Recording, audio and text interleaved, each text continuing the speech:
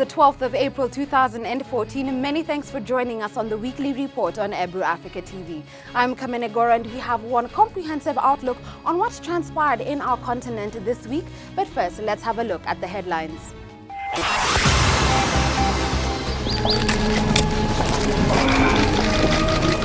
President Kagame on France. Rwandan President stokes diplomatic row with France.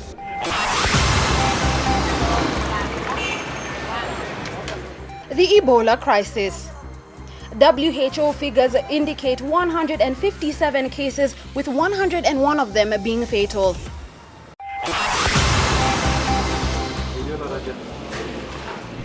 Turkey-Kenya relations. Kenyan President Uhuru Kenyatta expresses support for Turkish investments in Kenya.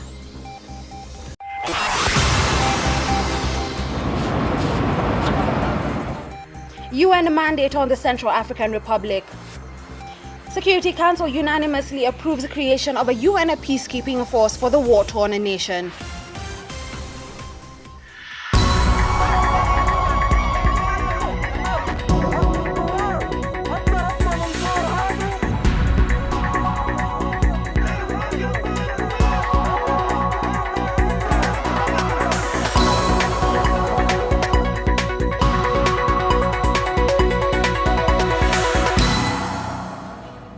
We start off in Rwanda, where President Paul Kagame has stoked a diplomatic row between his country and France over genocide involvement during a ceremony to mark the 20th anniversary of the slaughter in his country. Now, President Kagame again accused France of aiding the murder of over 800,000 ethnic Tutsis. Now, France reacted with fury to the renewed allegations.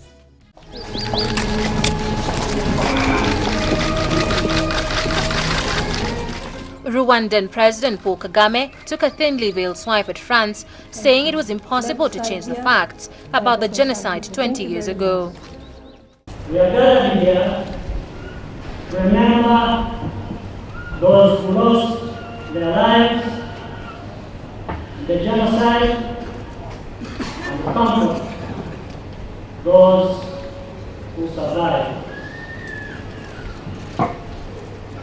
As we pay tribute to the victims, both the living and those who have passed, we also salute the unbreakable Rwandan spirit. The anniversary was marked by reminders of festering anger, with the major diplomatic row breaking out over renewed allegation of French complicity in the genocide. Paris had cancelled a ministerial visit in response to the renewed accusations by Kagame. And on Monday, the French ambassador wasn't turned barred from attending commemoration ceremonies. Well, I think that the difficulty in the relationship between Rwanda and France is from the French side. 2 days ago, France decided not to send its justice minister, who was expected in Kigali. France yet maintains it was in no way complicit in the genocide. Moving further west, the unprecedented Ebola outbreak is among the most challenging for health workers since the deadly disease emerged elsewhere in Africa 4 decades ago, with the suspected death toll now topping 100. Now, the World Health Organization is concerned about the spread of the virus from its epicenter in the forests of southern Guinea. According to fresh World Health Organization figures released on Tuesday, there has been 157 suspected cases in Guinea, 101 of them fatal. Of those, 67 have been confirmed as Ebola victims by laboratory tests. 20 of the cases have been in the capital Conakry, a spiraling port city on Guinea's Atlantic coast and home to up to between 1.5 to 2 million people.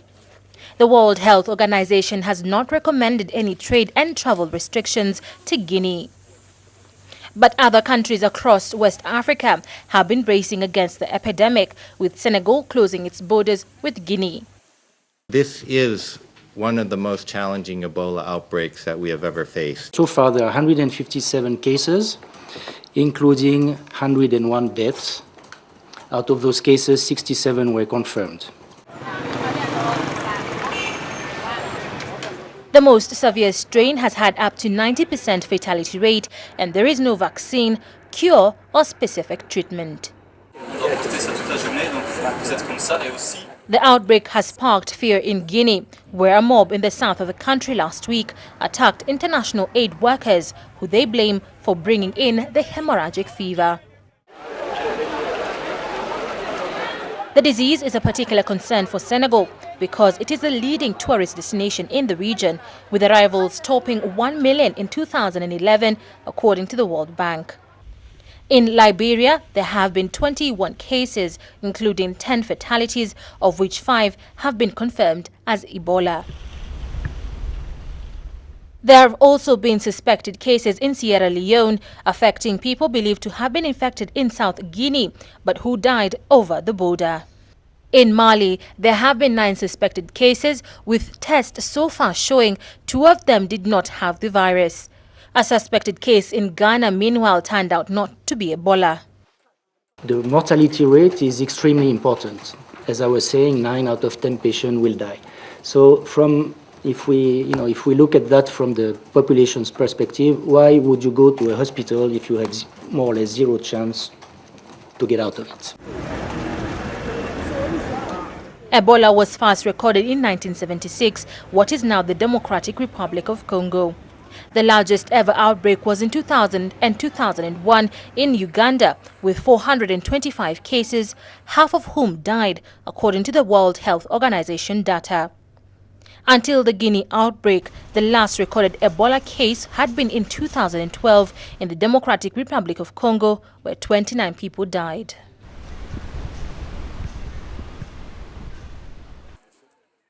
In Kenya, baby Satrin Asinya, who survived the Likoni church attack, was finally discharged from hospital on Thursday after a successful head surgery at the Kenyatta National Hospital. And as Ebru African News reporter Agnes Gakunga reports, a jovial baby Asinya strolled out of the hospital to be received by his father and other well-wishers. Walking briskly, waving and even playing with his father's phone, baby Satrin Asinya waved goodbye to the hospital wards. This hospital has been home to this young boy since 25th March, when he was admitted for a delicate surgery to remove a bullet that was fired by a terrorist who attacked a church in Likoni. Asinya has conquered the terrorist, and his story continues to move many people in Kenya and the world over, though he lost his mother during the attack. Kenyatta National Hospital, whose neurosurgeons operated on baby Asinya, are convinced that he is doing well. They discharged him Thursday, but they will closely follow up on him. We appreciate that baby Satrin has done very well now. He's ready to go home. He's going home on some medications. And then following that, after about a week or 2 weeks, we follow him up in the clinic and subsequent follow-up to just see how he's going to develop. But so far, we've given him a clean bill of health, and he's ready to go back and